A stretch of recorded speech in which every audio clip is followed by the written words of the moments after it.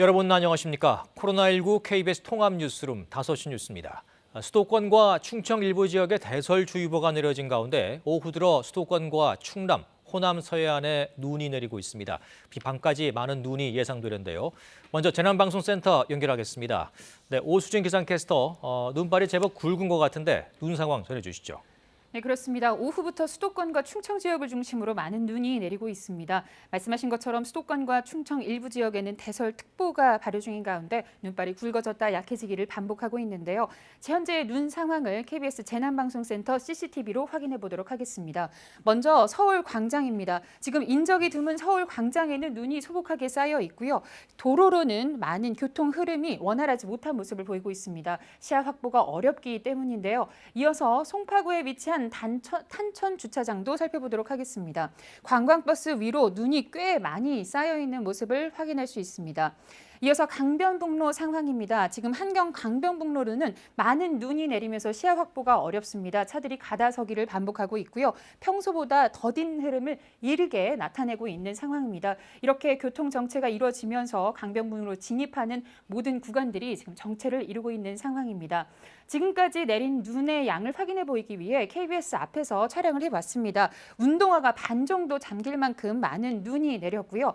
150ml짜리 작은 종이컵이 반쯤 잠길 정도로 많은 눈이 내렸습니다. 기상청에 따르면 현재 서울의 적설은 2cm로 밝혀졌습니다. 앞으로 밤까지 눈이 이어지겠습니다. 강원 영서는 내일 새벽까지 눈이 더 내릴 것으로 보입니다. 수도권과 강원 영서, 충북과 경북 북부 내륙에는 최고 5cm, 충남과 전북에는 최고 3cm가량의 눈이 더 내리겠습니다.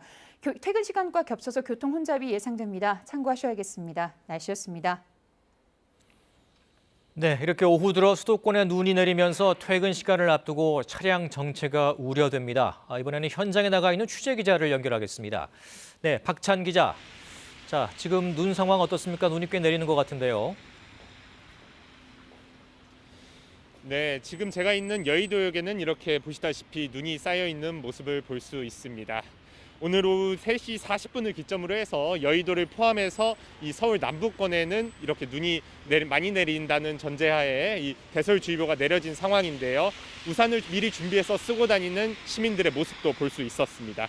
대설주의보는 앞으로 24시간 동안 적설량이 5cm 정도로 예상될 때 내려집니다.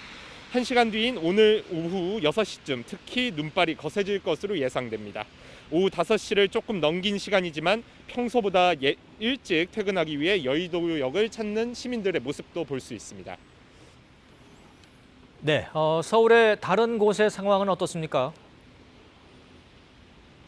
네, 오늘 서울 저녁에는 시간당 1cm에서 3cm 정도의 눈이 내릴 것으로 예상되고 있습니다. 지역마다 편차는 있겠지만 아무래도 비슷하게 눈이 내리고 있는 상황입니다. KBS 재난 CCTV 보시면서 한번 다른 동네의 상황 보겠습니다. 먼저 지금 보시는 게 서울 지하철 강남역 주변의 강남대로 일대입니다. 눈이 많이 휘날리는 모습을 볼 수 있고요. 차들이 빽빽하게 서행하는 모습을 볼 수 있습니다. 다음은 서초대로입니다. 이곳 역시 눈발이 화면상으로 보이는데 교통량은 강남대로보다는 적습니다. 오늘 태극길 될 수 있으면 버스나 지하철 등 대중교통을 이용하시는 게 좋겠습니다. 운전을 해야 할 경우라면 눈 때문에 가시거리가 짧아질 수 있으니 안전거리 꼭 확보하셔야겠습니다. 지금까지 서울 여의도역에서 KBS 뉴스 박찬입니다.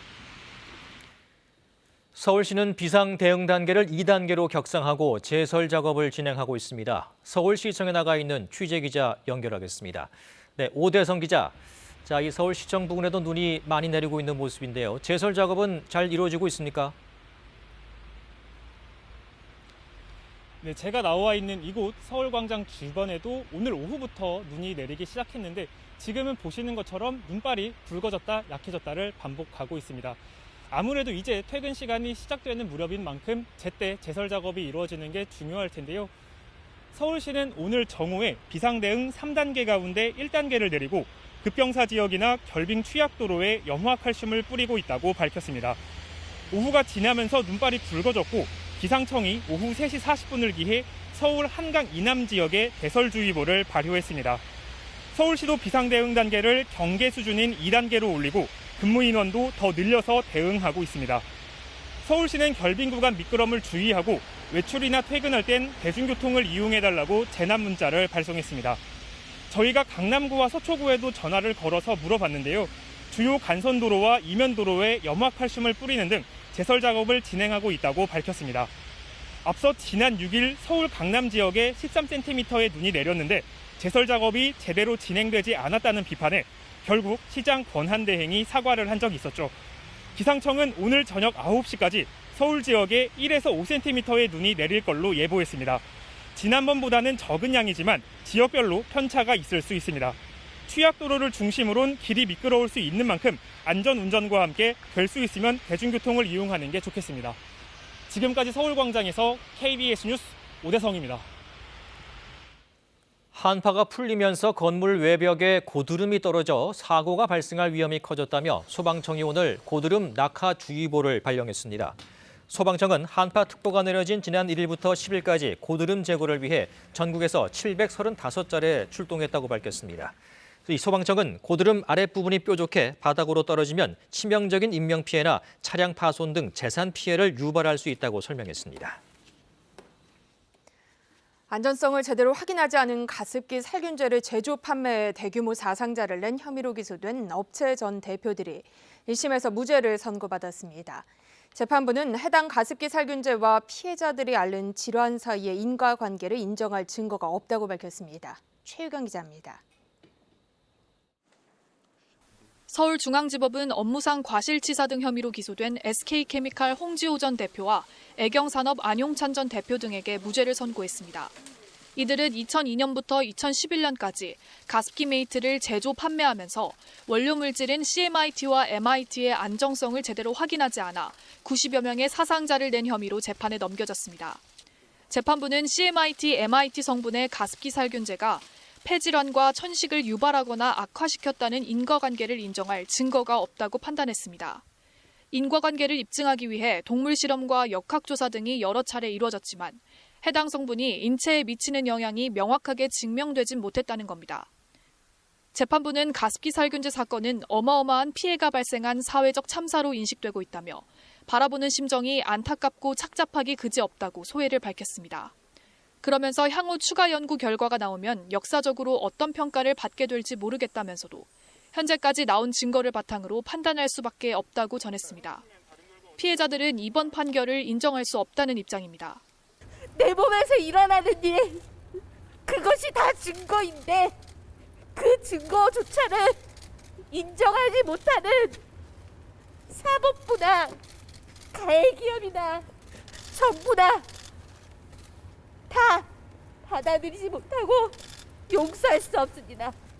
검찰은 정확한 판결 이유를 확인한 뒤 항소 여부를 검토하겠다고 밝혔습니다. KBS 뉴스 최경입니다. 오늘 국내 코로나19 신규 확진자 수는 537명을 기록했습니다. 방역당국은 확진자 수가 다소 감소하고 있지만 종교시설과 의료기관 등을 중심으로 집단 감염 확진자가 잇따르고 있다며 방역의 경계심을 늦춰서는 안 된다고 강조했습니다. 김민경 기자입니다. 중앙방역대책본부는 지난 한 주간 확진자가 5,413명으로 집계됐다고 밝혔습니다. 이 가운데 병원과 요양병원 관련이 554명으로 10.2%, 종교시설 관련은 524명으로 9.7%였는데 여전히 집단 발생 중 높은 비중을 차지했습니다. 방역당국은 경북 상주의 BTJ 열방센터와 인터콥 관련 확진자들이 계속 늘고 있다며 우려를 나타냈습니다. 확진자 중 53명이 대전과 충북, 광주 등 9개 시도, 27개 종교시설과 모임을 통해 총 450여 명에게 추가 전파했다고 밝혔습니다. 또 방문자 중 67%가 아직 검사를 받지 않았다며 지난해 11월 27일부터 12월 27일 사이 BTJ 열방센터 방문자는 조속히 검사를 받을 것을 당부했습니다. 방역당국은 행정명령을 통해 방문자분들이 서둘러 검사를 받도록 함과 동시에 경찰과 협력하여 감염병 예방법에 따른 강제 처분도 강력하게 이행할 것입니다. 하루 새 확진자가 167명 증가한 서울 지역에선 성동구와 광진구의 요양원에서 확진자가 늘고 있습니다. 역학조사에서 성동구 요양시설에선 입소자와 거주자 등이 승강기와 식당을 함께 사용했으며 광진구 시설에선 입소자가 장시간 머무르며 종사자와 밀접 접촉한 것으로 파악됐습니다. 서울시는 서울대병원과 협력해 서초구 원지동 종합의료시설 부지에 음압시설을 갖춘 전담병상 48개를 3월 말까지 마련할 계획입니다. 한편 방역당국은 오는 16일에 거리두기 조정 여부와 방역수칙 완화 방안 등을 발표할 것이라고 예고했습니다. 코로나19 백신과 관련해선 정세균 국무총리가 중앙재난안전대책본부 회의에서 또 다른 플랫폼의 백신을 추가 도입하는 노력을 해왔고 최근 상당한 진전이 있었다고 언급했습니다. KBS 뉴스 김민경입니다. 경기도는 사흘 연속 신규 확진자가 100명대에 머물면서 확산세는 주춤하는 모양새입니다. 하지만 장애인 복지시설과 BTJ 열방센터 관련 집단 감염이 계속돼 안심할 수는 없는 상황입니다. 김민아 기자입니다. 경기도의 오늘 0시 기준 신규 확진은 175명으로 사흘 연속 100명대를 보였습니다. 국내 발생이 163명, 해외 유입이 12명입니다. 경북 상주 BTJ 열방센터와 관련해 11명이 추가로 확진 판정을 받으면서 경기도 누적 확진자는 156명으로 늘었습니다. BTJ 열방센터 방문자에 대한 진단검사 행정명령 시한인 어제까지 절반이 넘는 460여 명이 검사를 받지 않은 가운데 경기도는 경찰 협조를 얻어 추적검사에 들어갈 방침입니다. 안산의 장애인 복지시설 관련해 13명이 확진돼 지난 7일 첫 확진자가 나온 이후 26명으로 늘었습니다. 용인 수지 산성교회와 양주 육가공업체 관련 확진자는 각각 1명씩 더 나오는 등 확산세가 계속되고 있습니다. 집단 감염 사례가 아닌 소규모 감염은 53.1%인 93명이고 감염 경로를 확인 중인 경우는 28명입니다. 사망자는 7명 증가했는데 이 가운데 5명이 요양병원과 요양원 관련 확진자들로 모두 병원으로 옮겨져 치료를 받던 중 숨졌습니다. 경기도 치료병상은 1,011개 가운데 803개가 사용 중이며 중증 전담병상은 27개가 남아 있습니다. 병상 운용에 여유가 생기면서 24시간 넘게 병상을 기다리는 대기 환자는 이틀 연속 없는 것으로 집계됐습니다. 한편 오늘 0시 기준 인천은 국내 발생 20명, 해외 유입 1명 등 모두 21명의 신규 확진자가 나왔다고 중앙방역대책본부는 밝혔습니다. KBS 뉴스 김민아입니다. 경남 진주국제기도원 집단 발병과 관련한 확산이 이어지고 있습니다. 경남에서만 11명이 추가 확진됐고 부산과 울산, 전남에서도 기도원 방문자가 확진돼 비상이 걸렸습니다. 취재기자 연결합니다. 네, 박기현 기자, 진주국제기도원 관련 확진자가 계속 나오고 있군요. 네, 오늘 하루에만 이 기도원 관련 확진자가 추가로 11명 나왔습니다. 경남의 신규 확진자 22명 가운데 절반이 이 기도원에서 감염됐습니다. 진주국제기도원에서는 어제 34명의 확진자가 발생한 뒤 남해와 창원, 함안, 의령 등 경남의 다른 시군으로 추가 전파가 이루어지고 있습니다. 진주국제기도원 관련 경남 누적 확진자는 45명으로 늘었습니다. 전남 순천과 울산에서도 기도원 관련 확진자가 1명씩 나왔고 부산에서도 5명이 확진돼 비상이 걸렸습니다. 방역당국은 지난 3일부터 8일까지 이 기도원에는 모두 128명이 방문한 것으로 파악했습니다. 진주시는 오늘 진주국제기도원 대표자를 감염병 관리법 위반 혐의로 경찰에 고발했습니다. 미등록 종교시설인 이 기도원은 지난 연말부터 대면 예배를 강행해 과태료 처분을 받는 등 집합금지 명령을 위반한 혐의를 받고 있습니다. 경남에서는 오늘 경북 상주의 BTJ 열방센터 관련 확진자 5명도 추가로 나와 누적 확진자가 11명으로 늘었습니다. 경상남도 방역당국은 140여 명의 열방센터 방문자 명단을 확보했는데 이 가운데 21명은 방문한 사실이 없다고 주장하고 있고 28명은 검사를 거부하거나 연락이 닿지 않고 있습니다. 경상남도는 상주 BTJ 열방센터와 진주국제기도원 방문자가 오는 18일까지 검사를 받지 않고 확진될 경우 법적 행정적 조치를 하겠다고 밝혔습니다. 지금까지 창원에서 KBS 뉴스 박기원입니다. 대낮 음주운전 사고로 6살 어린이를 숨지게 한 운전자에게 1심에서 징역 8년이 선고됐습니다.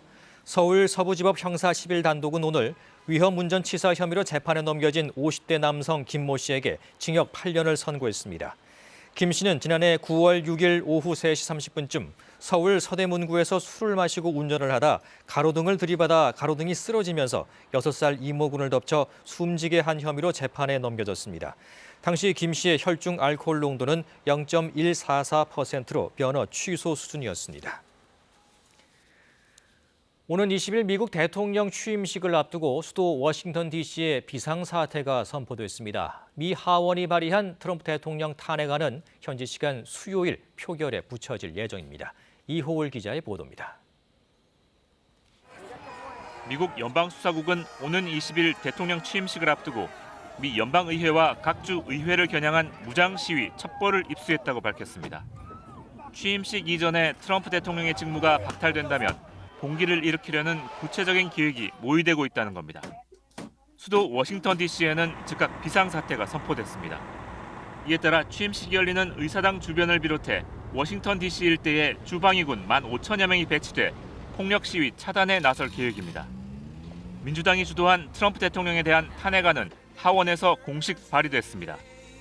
탄핵 사유는 내란 선동 혐의입니다.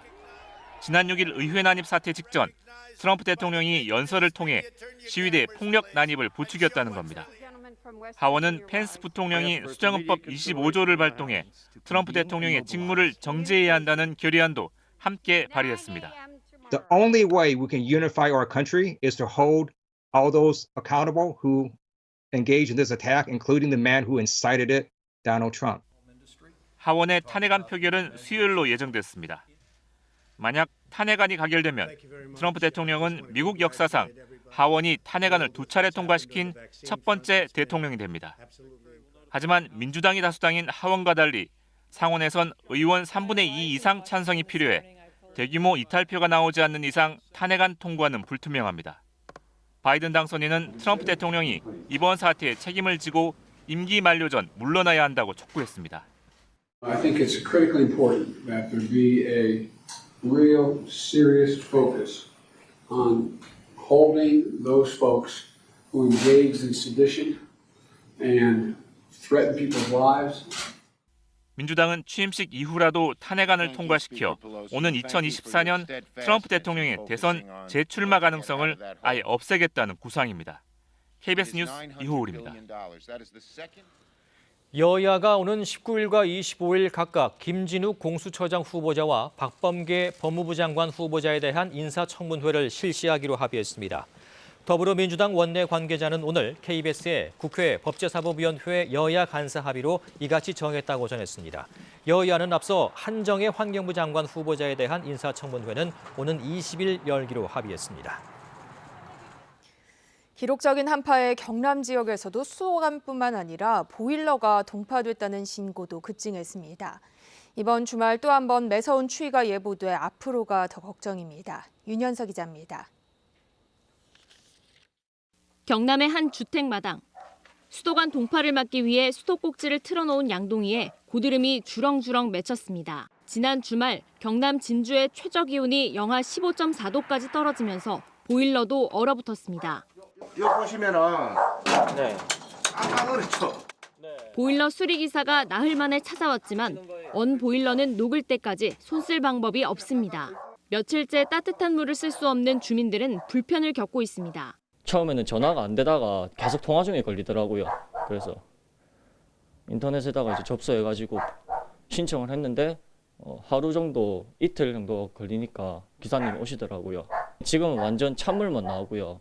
지난 6일부터 올해 첫 한파특보가 이어진 경남에는 최근 나흘 동안 모두 166건의 수도관 동파와 동결 신고가 접수됐습니다.